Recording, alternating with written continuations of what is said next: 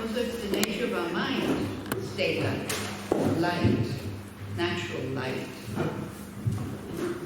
This is why, in Sweden, the winter is very difficult because there's no light. So, of course, if the light is bothering you, then it's okay to shut it out. But if it's not, then why shut out the light? So, I also have a few things I want to use. Two things I want to mention before I go into the questions here. Three things. The first one is, how are you? Okay? Everybody? If not, you can come and complain at the end of the course. I'll try to do something about it. Probably will not be able to, but yeah. Okay. And then, there is quite a few Israelis in Dharamsala at the moment because the Dalai Lama was teaching, and they had an interview with Chadar Rinpoche, and then they told them, of course, very proudly, in Israel they're doing this Yom Kipur, forgiving retreat. And then apparently the Chadar Rinpoche said, have you told the Dalai Lama? So imagine the Dalai Lama knows that you were sitting here meditating on gifts. Isn't that wonderful? And he was very happy because he was then giving a talk saying, well, if you want to have peace around us, then first we need to work on inner peace because otherwise it's not going to work. And I think whatever he said is on the website. So you can check the Dharma Friends website and then you see what he said or what he thought. So, if only we would have known before, eh? That he knows that we're here. Okay, that's one thing. Then I was cleaning up the Mahsan a little bit. I found another packet of money pills and blessing strings. I put them there. You're very welcome to take them. Blessing strings are these things. Sometimes they're red, sometimes they're yellow. Do they protect us? I don't know, but in case they do, and I'm not putting it, it's really stupid, so I put it. Again, I'm not kind of, wow, I need one in order to be protected. If I have one, I have one. Sometimes I have none. So I'm not so much into these things. But I do use it because, as I'm saying, just in case it works. So there's not enough for everybody. There's a few there. And the money pills are little brown pills, which are herbal and bitter and not delicious, but they bless them once a year in Dharamsala, where they have a bag full of these, the whole temple is full of these bags of these little pills, and the monks say Om Mani Padme Hum mantras and visualization, so that the blessing of the mantras goes into these pills, so that's why they're called money pills. It's not Money. Okay, sorry. Huh? It's Mani, money. Money means a jewel. Oh, Mani Padme Hum, the jewel in the lotus, is the Buddha of compassion. So you're very welcome there. If you want, you can take a packet with you. It's very good if you don't feel so well, again, just in case it works. It's all placebo, okay? I mean, the whole of Buddhism is placebo. And the more you know that it's placebo, and the more you know that placebo works, the closer you get to that everything is manipulable and everything works depending on how you see it. This is it, It's not, well, if you don't know that it's placebo, then it will work. No, it's not like this. The more you know that it all depends on your mind, the better then it will work, only then. Yeah? So we use these things, to support us, to help us, to make fun of it, to whatever.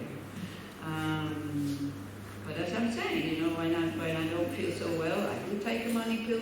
What I do when somebody has just died, I try to put one in their mouth, and if the mouth is very clenched, then I put it in the ear. Again, just in case it helps their passage through the intermediate state and for the next rebirth. It definitely doesn't harm them. Yeah. So what's the harm of wearing such a thing? What's the harm of taking such a pill? There's no harm, but it could help. Yeah. So they're there. In case there's not enough and you want some, usually people have them at home. Then we make a waiting list and we ask somebody who's in Dharamsala to bring another batch, and that's Yeah? Okay? So I think these were the two things that I wanted to say. And then here we have questions. That one is the easiest because it says, please talk about courage or versus bravery. Good thing I read the question, because now in my room I have a tablet, so I went into the internet. You know, I didn't know what was the difference between courage and bravery. So the internet says, courage is something that you do even if you are afraid. And it's a mental quality. Bravery is something that you face kind of physical danger. Bravery is always, it implies that there's physical danger. Physical danger without fear. I don't know whoever asked this question, if it's helpful or not helpful.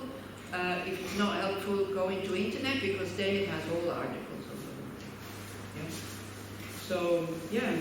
So courage is something that, you know, you do, even though you are afraid, you still do it. So it's a mental state, which bravery is, you're not afraid, and then you don't need courage because you just do it.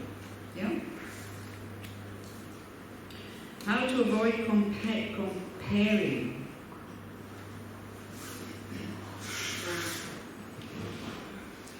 By keeping the mind inside, kind of thing, you know, it's like, sometimes, comparing is not just negative. It can really calm you down by saying, okay, if I look at somebody else, my situation is not so bad. And it can help you bring it up.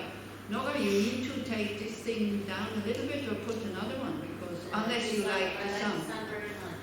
She likes the sun, so that's good. Otherwise, you know, if you're sitting somewhere and you're disturbed, then just, no, but she likes the sun, so, don't believe it. But when we, you know, what they talk about, the unhealthy comparing, is when it becomes suffering. When, huh? You know, when it is obsessive. Yeah, when it's excessive and when it becomes suffering. It's actually always related to pain, or suffering, no matter what the outcome is. Because in order to be happy, you need other people that you can look down on. It's not such a nice thing to do, actually. Yeah? So I think the best way is you start to be happy with who and what you are. And then, of course, rejoicing is a very good antidote to comparing. You rejoice whenever you see somebody who is happy and is better looking than you, richer than you, better off than you, and then you, how wonderful that they are so well. Yeah? Because then their good qualities become yours, because you're happy, your heart is open. Yeah? So again, love is the answer here. If you see somebody who is worse off, a good way would be to see, oh wow, may they be free from suffering. Yeah? Instead of consoling yourself. Is that okay?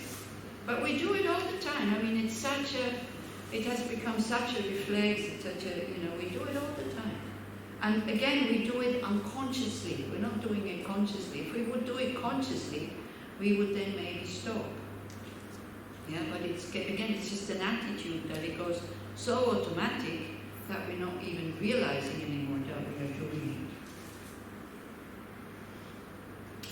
What to do when you told someone that you were hurt and he starts to shout at you that you should not be offended or hurt, and don't think that you should be sorry, and he doesn't think that you should be sorry for that, and he says it's your choice to be offended. Well, what to do? You stop telling him. I mean, sorry, it's not. I'm not being cynical, but this is what you do, and you see that it doesn't work. You see this whole thing with anger. People are angry. When they are angry, you want to calm them down. Well, the more you want to calm them down, the more they get angry. And I'm sure it's not, if that happens, I'm sure it's not the first time that you're doing this. But you try again and again and again and again. The same method. Einstein says, if you want to solve a problem, you have to use different methods that what caused the problem. Because otherwise you're just doing it. So stop studying it. And then also there's something that is called separation. Somebody is abusing, if he's abusing and it's like he's really bad with you, whatever, go away. Don't be the good Buddhist who says, oh, well, I practice patience and all this. You're not doing that person a favor. Obviously, you are disturbing that person's peace of mind. Which, of course, is not your fault. I'm not saying it's your fault. It is two confused minds clashing together. And each confused mind thinks that he is not confused. He thinks he's not confused. She thinks I'm not confused. So then how can there be a good result with that? Yeah. But we have this thing. If I tell him that he's hurting me or her, if I tell him that he will stop. People who are in their right minds, who are not confused, but this person sounds like not somebody in their right mind, I'm sorry. So don't expect them to be in their right mind. That's like, physically handicapped, you give them a very difficult task to do, mentally handicapped, you give them a very difficult task to do, and you expect that they will be able to do it. We are all terribly confused. And so what can we do? Can we clean up somebody else's confusion without cleaning up our own? Because it is true, when he says it is your choice to be offended, he is right. If this is just a movie, and you have to play that role, the moment the shouting is finished, you go and drink a beer with the one who shouted at you, who is also an actor. We are all actors. If we could see it like this, the role that we have it. Me, female, 70 years old now, nun, like this, I have the role. But how I want to play it, I have a choice. And we don't give ourselves that choice because we're confused and we think we have no choice. If you're not into Buddhism, read the books of Viktor Frankl. And I'm sure that Viktor Frankl has suffered much more than anybody of here sitting here, or all of us together, So he says, for example, people can take everything away from you, but you choose how you want to react to the situation. Do we take that choice? Yeah? You see, spiritual practice is not what shall I do with others.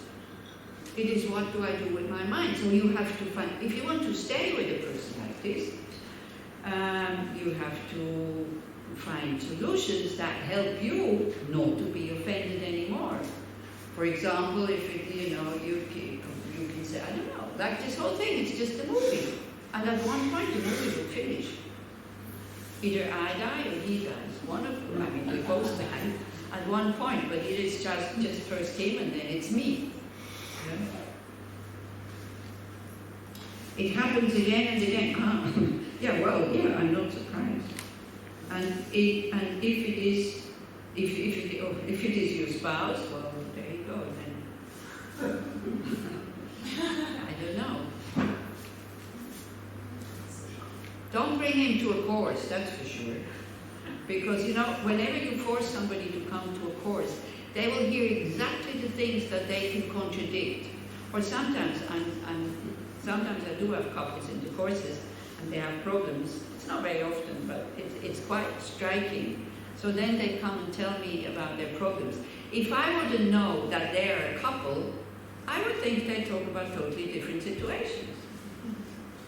And then sometimes I try, when both are there, I try to adjust the talk a little bit so that they hear. At the end, they come and see me and very happy. They, wow, gee, this is exactly what he needs used to hear. Then I usually say, well, did you hear? No, what? Yeah, so, you see, I mean, we cannot control people. We would like to be able to do that. But then also, you know, spiritual practitioner, abuse and all this, if you go away from such a person, if the person is really abusive, or you seek help, I mean, if it needs to be, if it's not just verbal abuse and it's physical abuse, call the police as a Buddhist. Why? Because you're not doing that person a favor by just, you know, letting him or her do whatever they want to do. This is a total misunderstanding of compassion and patience. Just staying there and wanting to change the other person. You cannot. It's impossible. Try to find what makes him happy.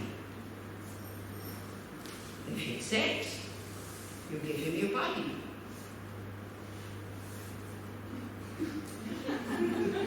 Yeah. If you deny what he thinks is his right to have, and then you want him to be loving and compassionate, well, maybe not. This would be logical thinking, wouldn't it? Yeah. Then, of course, with sex, oh, wow. You know, I had sexual relationships before I became a nun. It was quite rare until you're very, very young and very much in love that both of you feel at the same time that you want to have sex.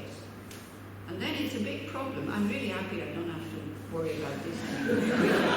No, I'm honest, you know.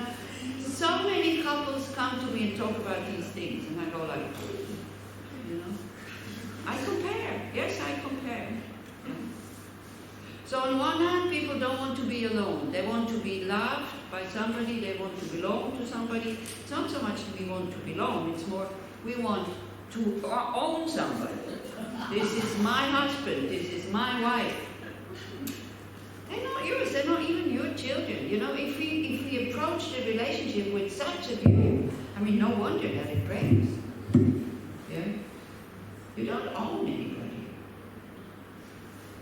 So if you can be alone, I can tell you, it's much easier. It's much easier. But then, of course, you know, then there's the worry. What about finance? What about being alone? What about what will people think if we separate? Well, these days, I mean, you know, I'm not pushing you to separate, okay?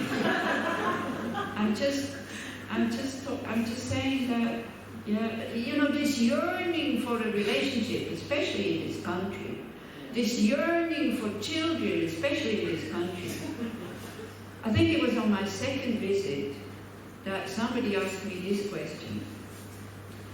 How can you be a woman and not have children and be happy? Then I was about 40, so there was still, you know, the possibility of having children. I didn't understand what he was getting at. So only later, during the visits that I'm here, that I started to understand it's almost a stigma if you don't have children, like in India. But in India, they have children because there is no social system to look after you when you're old and when you're alone. This is why they have children in India. Here, you have a social system, isn't it? That makes sure that you're not dying of hunger. Huh? Not like in Sweden. Not like in Sweden. The social system. Oh, but also not like in India, where there is nothing. It's so stupid. Well, then go to Sweden. No, but it's dark. In the winter, it's dark. In the summer, you can't sleep because it's light the whole time. I don't know how these Swedes, they deal with that. I really don't know. I mean, I was there, it was summer. I woke up, I thought it was 9 o'clock in the morning, it was 4. And the sun was already up. I couldn't sleep. It's light until way after midnight. I got all confused. Yeah. So, but yeah, if you think Sweden is so great, go to Sweden. Just to die in Sweden. Huh? And it's bloody cold in the winter, excuse me, I think. Yeah, so again, when you have this yearning for a relationship, a partner, and you can't find one, go and live with these couples where it doesn't work. That will cure your yearning. No, I'm not joking, and it wasn't meant as a joke. Because that's a very good cure. You see, when you yearn for a couple, it's like me looking at these 70-year-old ladies who are still slim. Then I'm yearning for my fat to disappear, right? If I look at somebody who is a bit more than I, then I'm okay. So if you want to compare, then start to compare in a wise way. You see, my brother, he died when he was 48. It was a very good relationship. This is why now, more than 20 years later, my sister-in-law still suffers that he has left her. And when she sees couples, she's looking at these happy old couples. And she is convinced that the good relationship would have continued until they would have died. She has, there's not the slightest doubt that he might have found another younger woman, like many men do, by the way, as you both get older. This is a very nice joke, actually. Maybe I'll tell you the joke. There is like a couple, and I think they were 70 years old. Yeah, they were 70 years old. They went for a walk, and they got in Switzerland, around a bit lake, and then no houses. They were totally lost.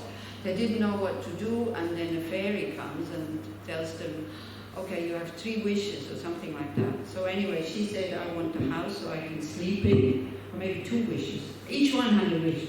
So she said, I want a house so I'm protected and I can sleep in. And so the man got his wish, and he said, oh, I want to live with a wife who is 20 years younger. And he was 90 years old.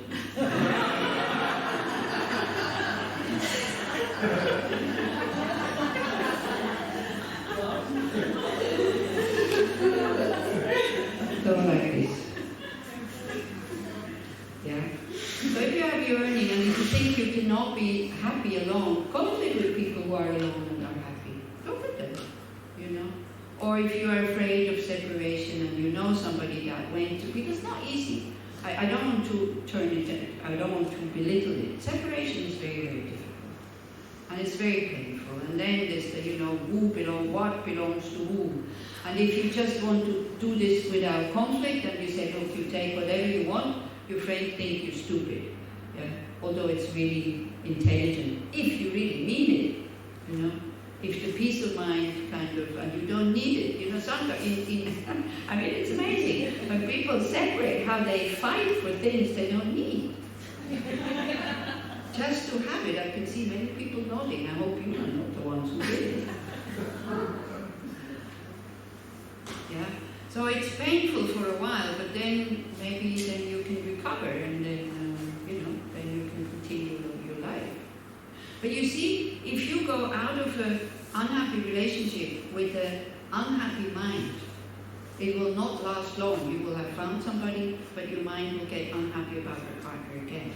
The same, if you leave your job with a dissatisfied mind, you leave your partnership with a dissatisfied, you leave your house with a kind of dissatisfied mind about neighbors and like this.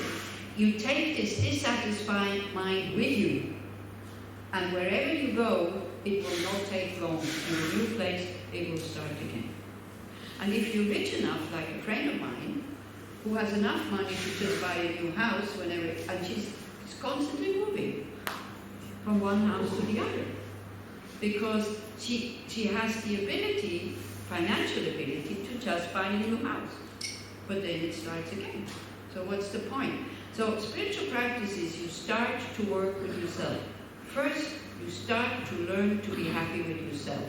You start to accept the mistakes that you're making. You start to accept your dark sides, because then you can accept them in the other person as well. Accepting doesn't mean that you don't want to change, but having compassion for having dark sides instead of being angry at yourself for having dark sides. Yeah? Is that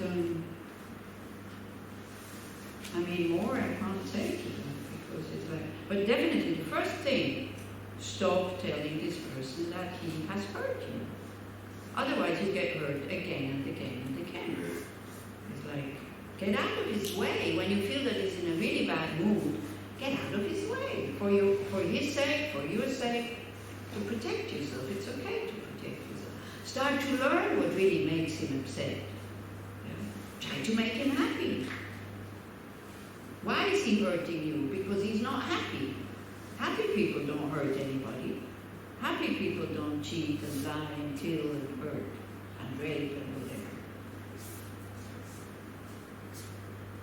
How does one bring up a child so that they don't feel like they're more or less important and worthy of love than other people? You have to teach that child emptiness. I know I'm being cynical here, but that's it. How does one bring up a child so that they don't feel like they're more or less important and worthy of love than other people? So that child has to understand there is no I that exists from its own side, independently, permanently, without needing any causes. Now, if you understand what that means, and you have realized that, then maybe you can teach the child that. Maybe. A child needs to feel more important than other children towards the parents. You need to give the child a feeling that you are so important for me. Otherwise, the child doesn't have this, what is called secure attachment. Somewhere where it feels secure. Somewhere where it feels whatever happens, mommy and daddy are there and they will love me. You know, I don't have children, so I don't know why I kind of dare to tell you what to do with children.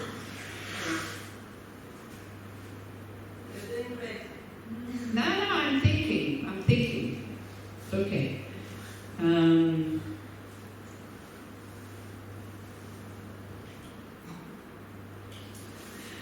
If you praise the child because it made caca in the pot, then the child will feel bad when it makes caca in its pants. If you just tell the child, you're wonderful, I love you so much, not because, but just, I think that would be a good thing. Because this is the message we get, you know. And if you want, for raising children, it is so important you teach them consequences and you're not giving them punishments. Like if a child has put your house on fire because he was playing with the matches, you teach him the consequence of playing with matches is that now we don't have a house anymore. If you punish the child, or if you tell the child, you are bad because you played with the matches, then the child will not play with the matches anymore, but out of fear of punishment and not being loved anymore. So when you feel yourself getting angry because the child just kind of spilled his Coca-Cola on your newly bought computer, now you're all laughing. I guarantee you if it happens, you wouldn't laugh. Isn't it? You know, we all think this is so easy and it's funny. It's not funny, you know. These are daily situations where it broke your favorite cup from your grandmother or whatever, okay? The grandmother is dead. The grandmother is not the cup. You can remember your grandma with a lot of love in your heart without needing a cup. But the child broke the cup. And the child knows how attached you are to this cup because you keep telling it, be careful, be careful, be careful. So the child gets all nervous when the cup is around, and out of nervousness, it breaks it. Can you imagine the fear of this child? I noticed it when I was with somebody who was children, and with friends of mine, and so the 4-year-old, I think he broke something like that, and he got so frightened, and I said, Stefan, what is it? He said, I broke the thing. I said, well, it's okay, you just broke something. So you see, the children are getting afraid when you are angry at them, when they